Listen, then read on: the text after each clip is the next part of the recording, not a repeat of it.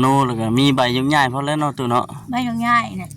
ถ้าแต่เอาใบเส้นหับทั้งนี้อ๋อคือทั้งพูดได้แล้วทั้งพุ่นนั้นเมื่อหับเอาตัวนี้นั้นเขาออกหายโรคบ่ยากคันมีใบเส้นหับเลยเขาบ่ยากทางบ่ยากเนาะอันนี้คือเขาถ่าแต่ทั้งนี้ซื้อตัวนี้ถ่าแต่ทั้งนี้ซื้อแม่ฮักกะถามพวกเพิ่นเดี๋ยวนี้คนนั้นอยากไม่เอาใบเส้นหับนั่นเอาน้ำไผ่แล้วเอาน้ำหน่วยคอยน้ำมันบ่ถือกันแล้วกับหน่วยนั่นหน่วยนั่นก็คือลูกเคยเจ้าหน่วยนั่นก็คือลูกเคยคือมันมาแล้วลูกเห็นบ่ว่าอันไหนก็สี่งกสี่ง่อยอยู่เป็นที่ไหนเพิ่นว่าของเพิ่นนั่นแล้วสี่งกสี่ง่อยก็สี่ก็เพิ่นสี่เห็นแล้ว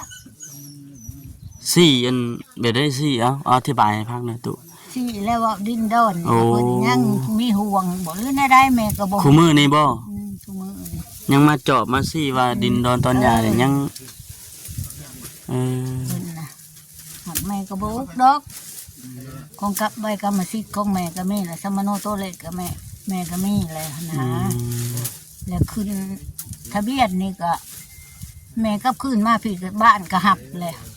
แต่ลาผู้เดียวน่ะบ่หับแม่เรียกว่ามีแต่ลาผู้เดียวฮะเพิ่นเป็นห้องในบ้านบ่แม่ก็หัวหน้าหน่วยห้องในบ้านเนาะเห็น FC เพิ่นคอมเมนต์ก็มาหลายอยู่เด้อพี่น้องเรื่องดินเรื่องดอนนี่ก็แม่ว่าเอ้าจะคิดว่าจังได๋เด้อพี่น้องเนาะคือในปัจจุบันนี่ทางผู้เป็นอดีตลูกเขยว่าซั่นซะเนาะอดีตลูกเขยของเคยส่งเพิ่นเด้เคยส่งแล้วบ้านนี้บ่มีบ่แม่นในปุ่มสมโนแม่ก็บ่มีมาให้มื้อนี้โอ้เอาเลยเอ้ยขอดไม่คักแท้ขอดไม่คักแท้เนาะขอดไว้ก็ออกขึ้นเราดิขอดไว้ยังออกขึ้นเราพอดีว่าใกล้กันเลยนะขอดจากมุ้งตัวนี้นะทางแม่ฮักเพิ่นเห็นเอาเทียลงมาเยี่ยมยามทั้งแม่ตู้คนนี้นะก็เลยอยากให้เอาเงินให้พอได้มีกำลังใจไว้ท่านพอได้มีกำลังใจเทียลงมาหาแม่ถามแล้วคนละ2 แสนกีบเอ้าทีมงานมาบ่ครบมื้อนี่เลยให้อย่างนี้ก่อนทีมงานเนาะเอาเลยมาได้ดิเป็นลายเนาะทำเคยเป็นลายเนาะขอบใจลายได้ไหมเด้อขอบบุญขอบคุณในลายเนาะเอานะเคยว่าเอาท่านกับทั้งลูกว่าก็ได้นะตั้งหน้าทั้งทีมงานนี่แหละก็ดีผู้ดีใจลายที่ว่าทั้งแม่เนาะคิดเห็นลูกเห็นเต้าเที่ยวมาหาเนาะทั้งแม่เฒ่าเพิ่นอยากให้ลูกเต้าซื้ออยู่ซื้อกินเติมน้ำเมืองน้ำมันก็ขอบคุณคุณแม่ในลายที่คิดเห็น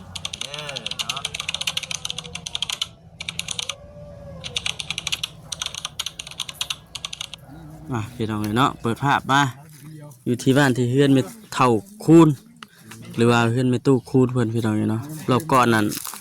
เรายังมาทันใดอันมุ่งช่ำได้พี่น้องเนาะช่วงเทือเบาคำมาตอนนั้นนี่หลังคาเพื่อนนี่เอาขึ้นใส่อีก2 เพน2 เพน3 เพนนี่มั้งจังเนาะ1 2 3 เพนพอเห็นปกมันบังน้ำหมอกนี่ปัจจุบันยังเหลือแต่ลบนี้บ้านยังแต่ลบมันหญ้าก็เพิ่นซื้อเอาพี่น้องเนาะก่อนอื่นก็มีแต่ว่าทักทายสบายดีเด้อพี่น้องเด้อเนาะแล้วมีตู้บุญคุณมีตู้คุณอยู่เฮือนมื้อนี้เนาะตู้เนาะสบายดีเด้อตู้เด้อยับไปพุ่นเลยยับไปพุ่นแล้วเขาสิเขาไปนั่งห่มน้ำเขามานั่งห่มน้ำให้ตู้ไปใช้มื้อนี้ไปทางใดมื้อนี้บ่ได้ไปทางใดครับมื้อวานนี่ดิวานนี้มื้อเอาปึ้มสมโนปั๊มมันปึ้มสมโนครัวออกเลยบ่ยังท่านออกตระกูลมาแล้วเอามาเลยสมโนครัวอันหัวเก่าหั่นบ่หัวเก่าเอามาไว้พี่ก่อนมาพี่ก่อนว่าสมโนตัวเล็กกันคงแม่ยังบ่ทันได้ออกจะพูดคือตัวใหม่นี่ทั้ง ทั้งเจ้าทั้งแม่ตู้น่ะแล่นแล้วบ่ ยังบ่ทันแล ยังบ่ทันแล่นอยู่เออ หัวมันตัวเก่านั่นพวกตำรวจเพิ่นเฮ็ดแล้วเพิ่นเปลี่ยนใหม่ทั้งตัวนั้น เพิ่นเปลี่ยนใหม่เลย เพิ่นเปลี่ยนใหม่เลยแล้วเพิ่นแล้วไปเฮ็ดเสียอันหัวอันเมืองชนน่ะ เฮีย มันเหี่ยบ่หรือได้ มันบ่เห็นเลยสิเนาะ เพิ่นบ่เห็นเลยอันนี้นั่นสมโนเมืองพลานไซหังแต่ซื้อแม่ยังมี แต่ชื่อว่าชื่อแม่น่ะยังมีอยู่ เขาสมโนตัวนี้ อืมเฮ็ดซัมโมโนแล้วก็มีใบยกย้ายพอแล้วเนาะตู้เนาะ ไม่ง่ายๆเนี่ยถ้าแต่เอาใบเส้นหับทั้งนี้ อ๋อคือทั้งพูดได้แล้ว ทั้งพุ่นนั้นเมื่อหับเอาตัวนี้นั่นเขาออกหายโรค อืม บ่ยากคันมีใบเส้นหับแล้วเขาบ่ยากทาง บ่ยากเนาะอันนี้คือเขาถ่าแต่ทั้งนี้ชื่อตัวนี้ ถ้าแต่ทางนี้ซื้อๆแม่หากระทามพวกเพิ่นเดี๋ยวนี้คนนั้นอยากไม่เอาใบเส้นหับนั่นเอาน้ำไผ่ อืม แล้วเอาน้ำหน่วยนี่คอยน้ำมันบ่ถือกันแล้วกับหน่วยนั่น หน่วยนี่ก็คือลูกเคยเจ้า หน่วยนั่นก็คือลูกเคยคือบุญมานี่แล้วลูกเห็นบ่ว่าอันใดก็สี่งกสี่ง่อยอยู่ เป็นที่ไหน เพิ่นว่าของเพิ่นนั่นแล้วสี่งกสี่ง่อยก็สี่ก็เพิ่นสี่นั่นแหละ สี่อันเบ็ดได้สี่เอาอธิบายให้ฟังหน่อยตุ สี่แล้วว่าดินดอน โอ้ เพิ่นยังมีห่วงบ่หรือในได้แม่ก็บ่ คู่มือนี่บ่ ทุกมื้อนี่ ยังมาเจาะมาสี่ว่าดินดอนตอนหญ้าเนี่ยยังเออ เพิ่นน่ะหอดแม่ก็บ่ดอกของกลับใบกรรมสิทธิ์ของแม่ก็มีแหละสมโนโตเล็กก็แม่ก็มีแหละนะ แล้วขึ้นทะเบียนนี่ก็แม่ก็ขึ้นมาพี่ก็บ้านก็หับเลย อืม แต่ลาผู้เดียวน่ะบ่หับเอาแม่เรียกว่า มีแต่เล่าผู้เดียวฮะ เออ เพิ่นเป็นห้องในบ้านบ่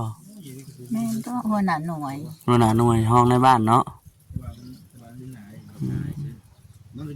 เห็น FC เพิ่นคอมเมนต์ก็มาหลายอยู่เด้อพี่น้องเรื่องดินเรื่องดอนนี่ก็แบบว่าเอ้าก็คิดว่าจังได๋เด้อพี่น้องเนาะคือในปัจจุบันนี่เนี่ยทางผู้เป็นอดีตลูกเคยว่าซั่นซะเนาะอดีตลูกเคยเด้อของเคยส่งเพิ่นน่ะเด้ เคยส่งแล้วบ้านนี่บ่มี บ่แม่นในปึ้มสมโนแม่ก็บ่มีเขาบ่เชื่อก็เบิ่งในปึ้มสมโน เพิ่นยังวนเวียน อันนั้นแหละแม่ว่า น้ำดินน้ำดอน ว่าเรื่ง อยู่นะ เขาจะให้บอกทั้งเฒ่าทั้งแก่ ให้บอกบ่ให้มาเกี่ยวกุ๊กบุกกระล้วนกระเทินที่แม่แล้วถือว่าแม่ว่า แม่นนั่นแหละเนาะ ยังสิมาสิงกสิง่อยแนวนั้นแนวนี้ แม่ก็บ่ยังให้เฮ็ด เว้าง่ายๆแล้วก็เว้าง่ายๆแล้วก็เป็นคนอื่นซ้ำเป็นคนอื่นเลยเนาะ เป็นคนอื่นแล้วทิมเลย ส่งเลยเด้เนาะ ส่งเลยซัมมโนตัวเล็กก็บ่ได้มีเลย อืม อยู่กับข่อยเจ้าตะกี้บ่มีข่อยก็นับถือว่าลูก เออ บ่ข่อยประชดลูกแล้วลูกว่าเคยส่งแล้วก็ดี ก็ดี แม่ กัน ก็บ่ให้ในซัมมโนแม่ก็บ่มีอีก พี่น้องเนาะเอาบัดที่ปลุกขึ้นปลุกชานใช้ได้ใช่ปะเพิ่นสิบ่มาวนอีกบ่ บ่วนดอกปลูกเงินปลูกสานคันว่าลูกมันเข็นเขามันมาหามแล้วคันลูกย่านแล้วก็บ่ได้ปลูกแล้วขันยานมัน แม่น่ะสิจุกก็อยู่คือเก่านี่แหละ คือเก่าเลยติ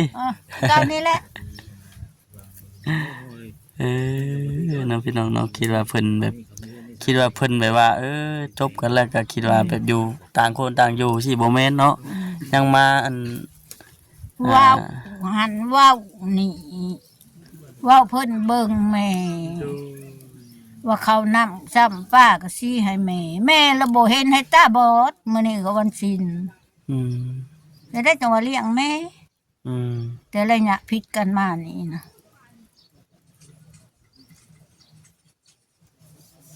คือผู้เป็นลูกสาวได้จ้ะมาอ ลูก ยู่ สาว บ่ บ่ได้มาไกลจักที ตั้งแต่จกดินจกดอนนี่ จกดินจกโดนก็บ่ได้มาไกล บ่ได้มาใกล้ บ่มาไกล มีแต่ผู้เป็นอันอดีตลูกเคยหั่น มีแต่ลูกเคยค่ะ เออ บ้านนี้เพิ่นเพราะว่า FC สิคิดว่าจังไดเด้อ เพิ่นเพ FC ราะว่า เด้อ ว่า เนาะ แม่ เจ้าคอมเมนต์เข้ามา เฮ็ดคุมื้อนี้เพิ่นว่าแม่เฮ็ดเบิ่งแท้โตเอาเข้ามาเฮ็ด เออ มาแล้วก็แม่ก็ให้เฮ็ดว่าน้องชายนะให้เฮ็ดบัดแม่เมื่อถามน้องชายเพราะว่าเขาบ่ได้บอกแม่ มันว่า ย่างเมื่อบ่ ผู้พี่บ่า เจะย่างเมื่อบ่ตุ บ่หาเขาลูก หาเขา หาเขาที่รู้จักเมื่อพาเมื่อแน่คนว่าแม่จากเมื่อเอาไว้ปึ้มสมโนแม่แล้วก็เมื่อจากเมื่อถามลูกแน่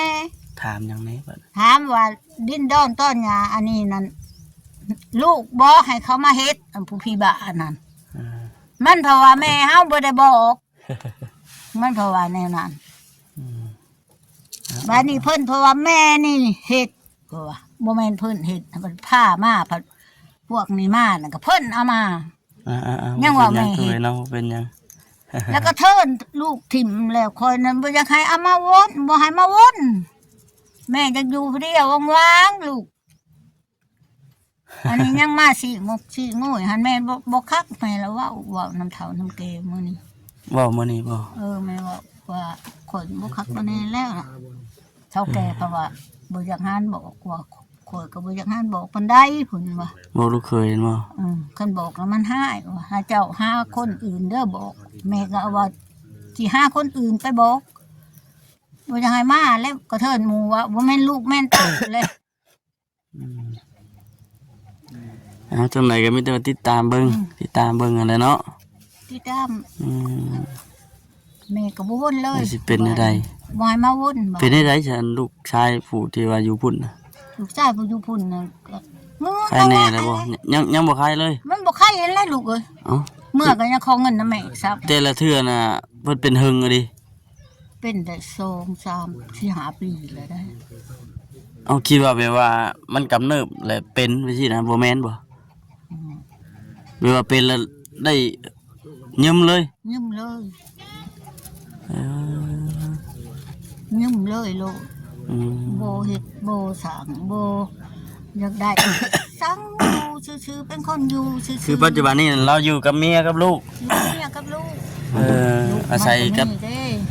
อาศัยอันลูกกับเมียที่เบิ่งติ อาศัยกับเมียและเบิ่งมัน คอยนันทาเมียมันปะทิมแล้วจังสิเชอะเอ้า เออ บ่เท่านั้นลูกเอ้ยนั่นแหละบอกแม่ว่าแม่เอ้ยลูกนี่ผิดแม่และผิดในใดแม่ถามว่าผิดแล้วบ่คุณชื่อเจ้าพอเอาข่อยขึ้นเทิงชื่อเจ้าก็เอาลงหลุมในปึ้มสมโนเอ้าก็ไผไปเฮ็ดเจ้าไปเฮ็ดเองคอยว่า เออ แทนที่มันแม่มีกรรมสิทธิ์ก็เอาแม่แล้วขึ้นเทิงเอาเฮายอมเฮายอมแล้วแม่เอ้ยว่า เป็นไอ้ นั่งหู พี่น้อง มือหามันหูมือได้ค่ะ ฮู้จักอยู่นี่ หูจักอยู่อันนี้หามันหูมือหามันบ่หูมือ เป็นบางบาทนะเนาะบาทชุดเมื่อก็จักบัดจักก็จักบัดบ่จักก็แม่นบ่ฮู้หยังเลย บ่ฮู้หยัง เออ แม่สิไข่ก็แม่เจ้าคือจอยแท้เท่านั้นว่าสิเอาเพชรมาซักยาเด้อแม่บ่มี โอ้ย สนามมันเป็นแบบนั้น เออเป็นอันนี้เนาะนี่นะเวะเข้ามาเยี่ยมคือเก่าเวะเข้ามาเยี่ยมมายามเบิ่ง ถูกลูกเอ้ แล้ ยว ก็คือว่าทางมาเซ็นเพิ่นว่ามีอันเขามาถามเรื่องไม้เส้นนั่นแหละเป็นได้ใดว่าซั่น มาเซ็นก็คันบ่ถามเพิ่นจะว่า ยัง ว่าไปพูน เดี๋ยวยังบ่ทันแล้วบ่ เพิ่นมาเมื่อคืนนี่เพิ่นว่าแนวนี้ไม่เซ็นนี่ยังบ่ได้เพิ่นว่า เออ มาเซ็นนี้ยังบ่ได้ว่ะเพิ่นว่าย้ายว่ะเพิ่นว่าพายเพื่อนอยากขอเป็นอันลูกเป็นเจ้าหนนะเพิ่นว่าเอานะเท่านั้นเพิ่นว่าเอานะ ในใดก็ ผู้ใดอันไผก็จักเว้าในใดแม่ก็เว่าบ่เป็น ขอเป็นเพื่อน ขอเป็นเพื่อน เออ แล้วเฮ็ดได้บัด เพื่อนแล้วเพิ่นเว่าเพียงแล้วจักเว้าในใดแม่ก็เว้าบ่เป็นมันเว่าอ่อนจ้านนะเว้ากับแม่นะ เออ เท่านั้นแล้ว เอ ก็ อ แม่ก็มานอนขึ้นมาลินนะเอื่อน เพิ่นมาหาตั้งแต่เมื่อคืนนี่เนาะ เพิ่นมาหาจะคืน เพิ่นมาบอกมาแจ้งแล้ว มาแจ้ง จังไดก็รอเบิ่งก่อนพี่น้องเนาะตามลงมาเยี่ยมทางแม่ตู้เพิ่นแน่มื้อนี้ก็ได้ตั้งแต่ ลูกสั่งคิดคันใหม่ก็คันอยากได้ไว้นั่นคือว่าบ่แม่นว่าเว้าดอกอันตัวนี้นะมันอยากซ่าแล้วมันเองก็บ่มีหนไม้ อืม ผู้เขาเฮ็ดไม้นะมันเพิ่นบ่สั่งซะมีอึดเพียงไม้เขาสั่งค เศร้าก็เศร้า50มันทางได้เขากวงโตนมันแล้วบ่เว้าลูกเอ้ยแม่ก็บ่เว้าหลานก็ตามงามก็ยาบเป็นอะไรก็สัวเพิ่นก็ยังดีโตหั่นแหละมื้อนี้เพิ่นว่าไปคอเขามาคอพี่น้องเพิ่น ขออันลูกขอเมียนี่บ่ พอลูกพ่อแม่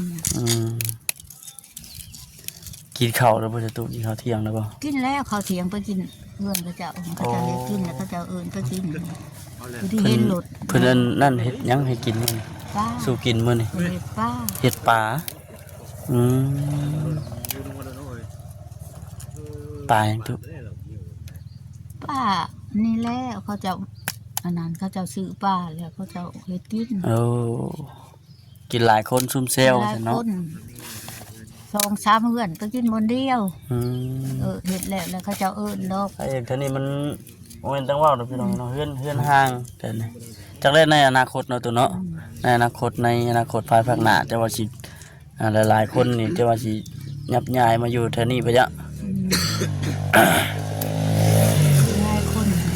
หลายคนกับบ้านนี้ก็มันอยู่ตามเขตที่ดินไผดินมันอีกได้ลูกเอ้ยก็มันสิห่างหั่น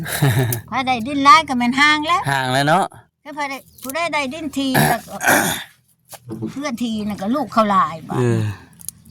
คือแม่นี่ก็เขาเลือกบ่มีคนแล้วก็ผู้เดียวแม่นี่มันก็สิห่างนิดนึง ห่าง แห เล ล้ ยว ดิบ่ย่านบ่บัด บ่ย่านดอกมันอยู่ทางกลาง แต่พูดก็ใกล้เฮือนอยู่ติ อันนั้นก็จังนั้นเขาก็ อ๋อจังนั้นก็เฮือนภาคนั้นก็เฮือนทางนี้ก็เฮือนเนาะแห้งอุ่นเลยบัดนี้ ให้อุ่นเจ้าว่านอนผู้เดียวบ่ย่านบ่โอ้ย่านก็สิเฮ็ดได้ จำเป็นเลยเนาะตัว จำ เนาะ เป็นแล้วนอนหลับแล้ว รับมันนอนรับแล้วก็บ่ย่านแล้วบัดนี้ติ ม นี่แหละพี่น้อยเนาะบ่ได้เมื่อคืนนี่ฝันดีอยู่บ่ฝันอยู่บ่เมื่อคืนนี่ พันอยู่ของบ่จือลูก หัวเดี๋ยวนี้ต้องถาม บ่จือ บ่จื้อครับ บ่จือซัก ไปขอข้าวได้จ้ะ นะ เดาไปขอข้าวพอฮู้อยู่บ่ เขาขาวนี่ก่อนยกมันออกเล็กยัง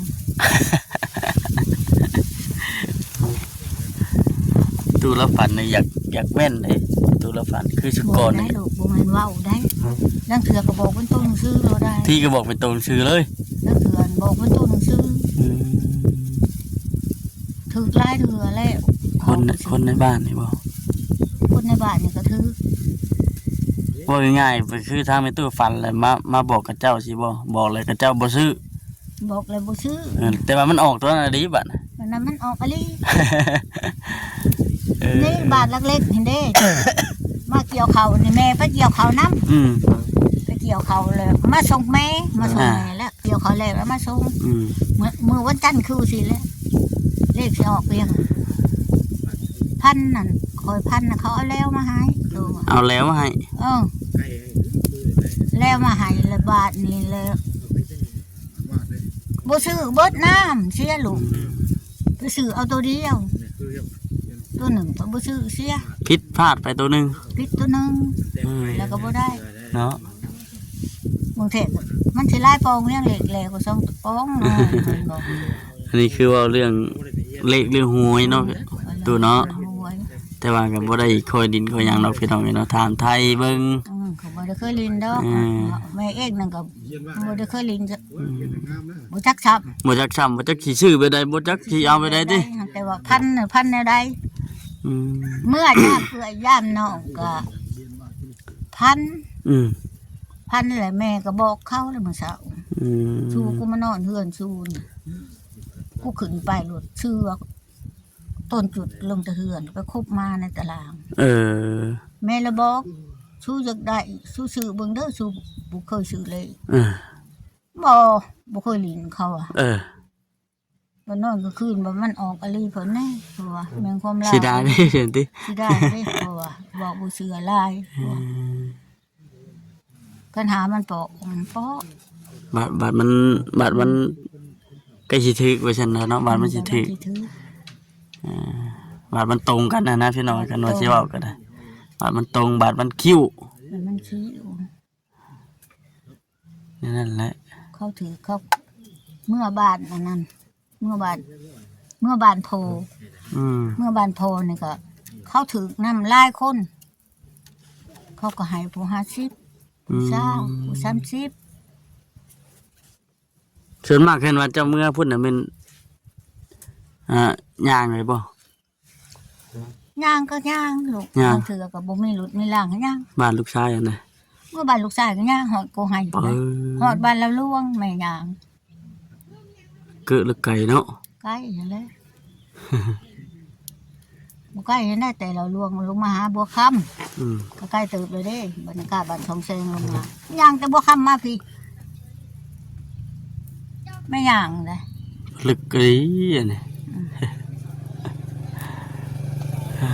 เล่นรถเล่นล่างแม่ก็บอกควักอีกได้บ่เคยพาจอดเอาเลยขึ้นพายบด แล้วแต่ผู้สิคิดนะเนาะ ว่าสิควักบ่คอยควักเข้าห้าผู้เข้าไปนำผู้ใดเข้าไปนำนะ เป็นนี่ไดบ่ เขาให้ควักหลุดบ่ควักบ่ควักได้พาจอดเอาเลยขึ้นพายบดจอดแล้วย่าเอาไปนำยายอันนี้บ่แล้วโลดได้ช่วยบ่ได้ควักหลุดควักล่างได้ล่ะ แค่นั้นลูกหลานบ่จอดเอาก็มัน จอดนั่นแล้ว ย่างไปงุบๆนั่นแหละเนาะ ย่างมาจนฮอด มันบ่คำบ่ตู่บัดนี้เพื่อกลับมา ย่าง เพื่อไปฮอด ก เด้ ลับแล้วย่างมามือเดียวหั่นแหล้ว ถึกสตาร์แม่นี่ถึกแต่ย่างเลย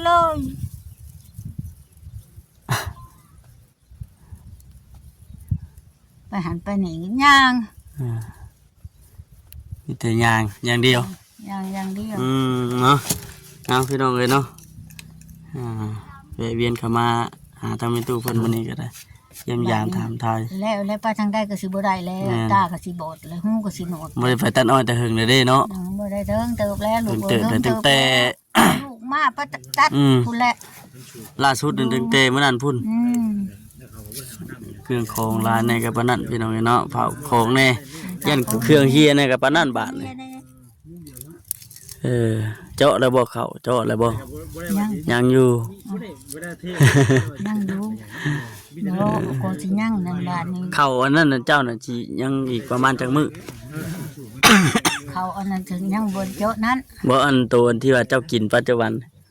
นี่ยังบ่ไล่ดอก กะประมาณจักมื้ ยั อง บ่ไล่บัดแม่สิไปทำอีกติ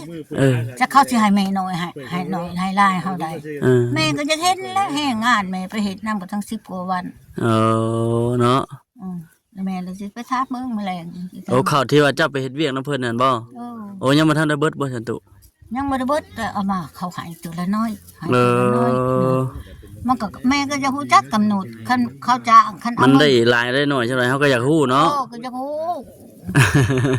นั่นแห คือ ละ ปัจจุบันนี้เรายังกินข้าวผุดอันที่ว่าเราอันไปเฮ็ดเวียกช่วยเพิ่นอยู่หั่นนะพี่น้องเอ้ยเนาะไปเฮ็ดเวียกแหละยังบ่ทันได้เบิด ยังบ่ทันเบิดให้ก็ยังบ่ทันเบิดผัวไปซอยเวียกนั่นก็ได้ให้ไปให้เทื่อละน้อยเทื่อละน้อยแม่ก็บ่ฮู้จักแล้วก็จ้างหมู่เพิ่นไว้ละแสนป้ายแสนนึงเอาเขาให้เทื่อละอ่องคันว่าสิให้5ศพก็ว่า5ศพคันว่าสิให้3ศพ3ศพ เดี๋ยวสิว่าจะไปยามดำหน้าก็ไปดำช่วยเพิ่น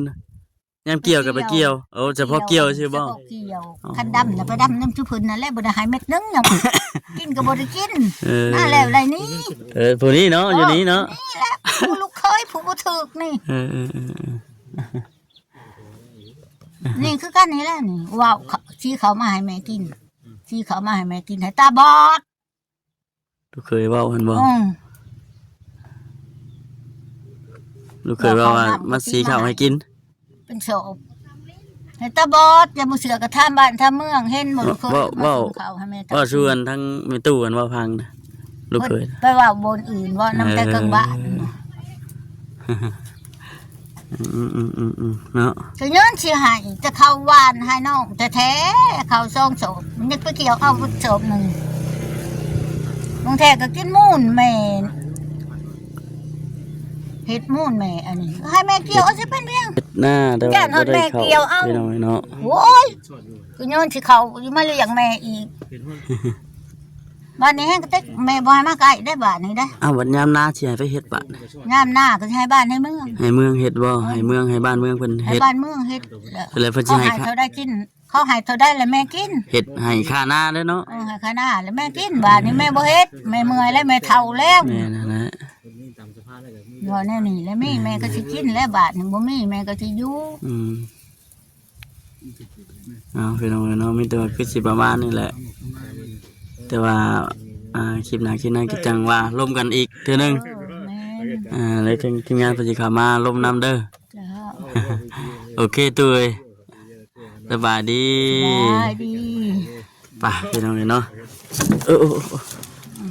มีคนบ่ได้เคยมาจะเถือบ่ ยังบ่เคยมาจักเทื่อ มาบนเผย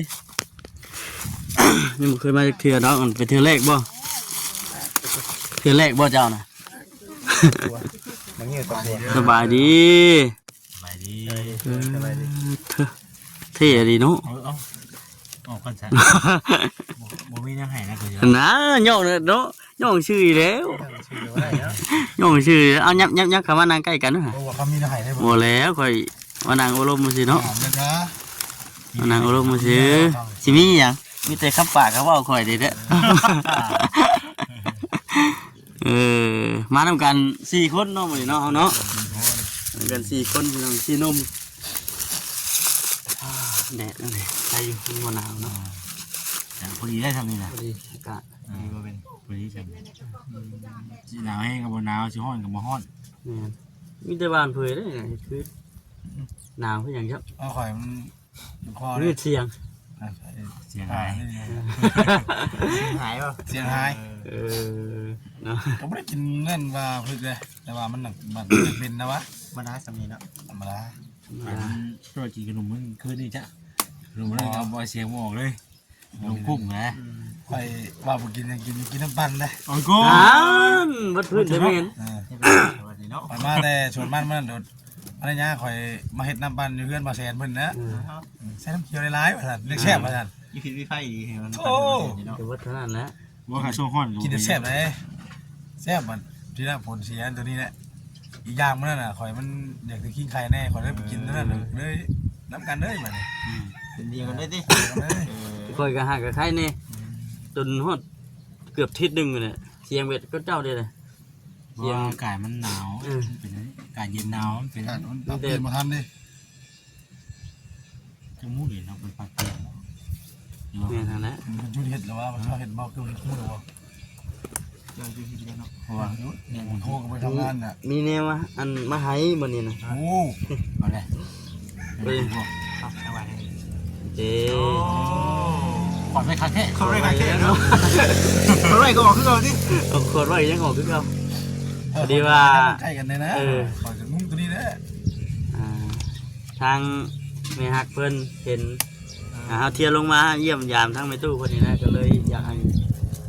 เอาเงินให้พอได้มีกำลังใจไว้ท่านพอได้มีกำลังใจเทียนลงมาหาแม่ถามเราคนละ2 กีบเอา โอ้ยโดยขอบใจหลาย ทีมงานมาบ่ครบมื้อนี่ก็เลยให้ทำนี้ก่อน เอาคนไหน ทีมงานเนาะเนาะเอา เลย มาเมื่อไหร่ดิ หลายเนาะ เอาทำเผย ลายเด้อเนาะ ทางแม่ฮักเพิ่นพุ่นแหละว่าซั่นบัดทีมงานมาครบพุ่นแหละจังสิอันให้อีกพี่น้องน้อยยังอีก อีกเนาะ ขาด3 คน เนาะ หลายทางใดมันอยู่ทางใดครับ เพิ่นก็บ่ได้ยินประสงค์บอกแม่น เสือน้ำก็ แม่นมีแต่ว่าเพิ่นอยากให้น้ำจิตน้ำใจก็ได้ซื้อกินบ่ซั่น ช็อตดูดี เอาเนาะ เอาเนาะ แม่น โอ้ยขอบใจหลายๆได้ไหมเด้อขอบบุญขอบคุณหลายๆเนาะเอานะเคยบ่เอาท่านกับทั้งลูกว่าเอากันก็ได้เนาะตั้งหน้าทั้งทีมงานนี่แหละ แม่น ก็ดีผู้ดีใจหลายที่ว่าทั้งแม่เนาะคิดเห็นลูกเห็นเต้าเที่ยวมาหาเนาะทั้งแม่เฒ่าเพิ่นอยากให้ลูกเต้าซื้ออยู่ซื้อกินเติมน้ำมันก็ขอบคุณแม่หลายๆที่คิดเห็นเด้อเนาะ ทำรวย สา ภาพ ธุ เสียงแร เนาะ งเนาะดี แม่ มีทั้งครอบครัวเด้อเนาะเดินทางไปมาทางใดกาตลอดปลอดภัยเนาะอยู่ดีมีแห้งสุขกายสุขใจเด้อเนาะ โดยสา ธุเนาะ ธุเนาะ บ่คำก็สิจบคลิปเลยแล้วบาดทีนี้ โอเค ไปพี่น้องเนาะไปแต่ว่าคลิปนี้ก็สิจบก่อนพี่น้องเนาะคลิปหน้าคลิปในว่ากันใหม่ไปพี่น้องเนาะสบายดี